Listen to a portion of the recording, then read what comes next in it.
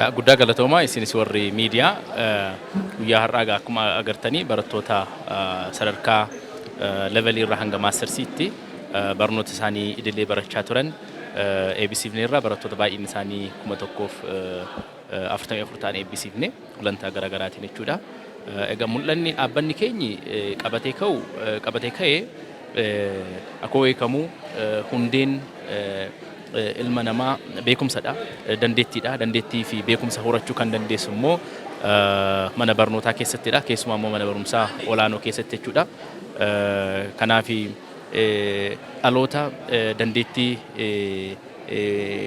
qabaatee beekumsa horatee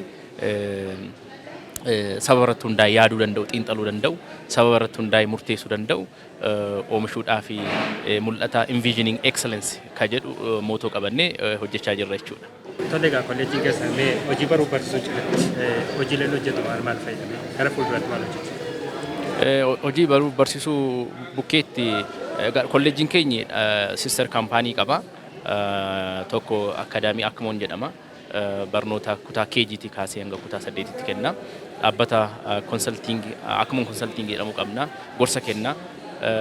Akkasumas immoo dhaabbata Akmoon Initiative for Development ka jedhamu qabna. Inni immoo namoota harka qalleeyyii ta'an sababii humna dhabaniidhaaf, risoorsii dhabaniidhaaf yookaan immoo skill gaappii qabataniidhaaf duubatti kan hafan isaaniin disadvantage warra ta'an gargaaruudhaaf dhaabbata hundaa'edha. Dhaabbileen keenya hundumtuu namarratti hojjetu. Nama keessaa risoorsii guddaatu jira jennee amanna. So nama yoo gargaarree namni waan hundaa waan hedduu jijjiiruu danda'a jennee waan amannuudhaaf dhaabbileen kun hundumtuu walitti dhufanii nama empower godhu jechuudha. Namni akka dandeettii qabaatu, dandeettii isaa barbaadee akka argatu, mul'ata isaa afaan akka wal argu kan godhanidha. So dhaabbanni keenya waliigala kanarratti hojjeta jechuudha. Keessumatti iyyuu gama misoomaa hawaasa deeggaruu gama kanaa waliin maal irratti hojjetama? Gama misoomaanii inni jalqaba sammuu namaa misoomsuudha. Sanarratti sirriitti hojjenna. Dabalatee immoo keessumaa leegaasii muummichi ministeeraa keenya qabatanii ashaaraa magariisaa irratti cimnee ni hojjenna. Akkuma ganama agartanii bakka galma aadaa Oromoo kana keessatti bara darbee biqiltuu hedduu dhaabnee turre. Bara kana immoo biqiltuun dhaabbaman sun kunuunsi isaaniif hin barbaachisa, ilaaluun isaaniif hin barbaachisa. Dhaabbanni keenya kolleejjiin keenya yerootti dhufee isaan kanan to'ata. Garuu immoo har'a bakka keessummoonni kabajaa fi eebbifamtoonni jiranitti biqiltoota kan irra deemnee ilaalleerraa itti kotokotneerraa kunuunsineerra jechuudha. Hojii misoomaa gama kanaan kan hojjenna. Akkasumas namoota deeggarsa barbaadan deeggarsa maallaqaas haa ta'u, deeggarsa gorsaas haa ta'u, deeggarsa barumsaas haa ta'u bifa adda addaatiin dhaabbanni keenya ni deeggara jechuudha.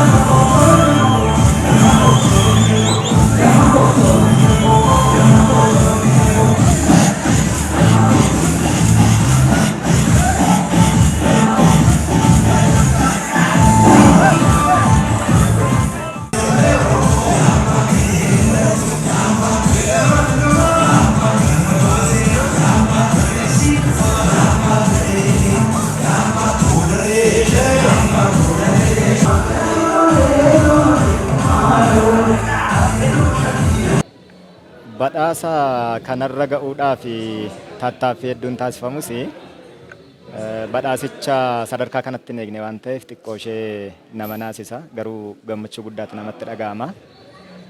Namni gatii hojii isaa gaafa argatu, gatii dhamaatii isaa gaafa argatu baay'ee tokko namatti dhaga'ama. Miira keessallee galuutu jira. Garuu yoo ilaalamu guyyaan itti ulfinni kun argamu guyyaa tokkodha. Garuu dhamaatiin isaa dheeraadha. Yoo fi galmaan ga'uun immoo hin danda'ama. Dhamaatii nama gaafata, boqonnaa dhabuu nama gaafata, halkan taa'uu nama gaafata, guyyaa sanbataa gattaa'uu nama gaafata, buna dhiisanii taa'uu nama gaafata, bashannana kutanii taa'uu nama gaafata, hiriyyaarraa cituu nama gaafata, maatiirraa illee yeroo kan adeemanii bashannanan, kan taa'an, kan boqotan, adda citanii taa'anii aarsaa of gochuu nama gaafata. Aarsaa itti kaffallaan immoo wanti biraan ga'amne hin jiru. Isa kanaaf immoo waan dhugaa baatudha. Ulfaadha. Xumurratti ogummaa argattan kanaan gara fuulduraatti maal hojjechuuf deemtu? Kanneen biraan maal? Yeroo ammaa probably namni barate kallattiidhaan hojii mootummaatti gala jechuun hin danda'amu. By the way, namni gaafa waa tokko barachuudhaaf jedhu kallattii mataa isaatiin karoorfateeti kan inni deemu. Amma ni kanan baradhee Masters in Business Administrationidha. That is my purpose. Kaayyoon konni guddaan biizinesii administeer gochuun kaayyoo kooti.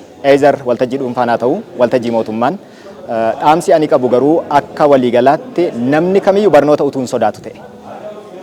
Addumattuu namni kamiyyuu hojiin natti baay'ataa bajata isaa hin qabu haala mijataa hin qabu haala mijataa hin qabnu jennee eegna taanaan yeroo nurratti haala mijeeffattee akka isheen darbuu dandeessuun qaamni kamiyyuu hubachuu qaba. Kanaaf gatii kaffalamuu qabu kaffalee namni kamiyyuu barnoota kamiyyuu kan keessa isaa bule kan mul'ata kooti jedhee itti amane barachuudhaaf utuu of kenne har'arraa boorurraa karoorfatee kallattii isatti danda'amaa ta'een karoorfatee itti deemeen jedha. Xumureera. እሺ መቃን ኮ የማርያም ወርቅ ሰብስቤን ጀደማ ከነኒ ሞ ዲፓርትመንት አካውንቲንግ ኤንድ ፋይናንስ ራን ቢፈሜ ጉያና ራጋና ፊ ገመቹ ጉዳዳ ባየ ገመደን ጅራ ገለቶማ የበዳ ሰርገቴታ ማልስ ትረጋማ ባየ ዱራን ዱርሴ ዋቀዮሰ በዳሰ ከናከን አርገዱፍ ከነገርጋር ዋቀዮን ገለቴ ፈዳት ታንሱስሞ ኮሌጂ ኮ አክሞሊን ኮሌጂ ዳፊ ከበጀ ጉዳን ቀባ አከሱመስሞ ቢየኮ biyyako sirriitti tajaajiluudhaaf kuni adaraa guddaan natti laatamee jira adaraa kana immoo baasachuudhaaf hojii guddaatti na fuuldura akka jiru natti mul'ata jechuudha galatoomaa. Tole meegaati badhaafamaa maadaaliyaadha akkamiin hojjettee kana goote dubartootas fakkaataniif immoo maal dhaamta?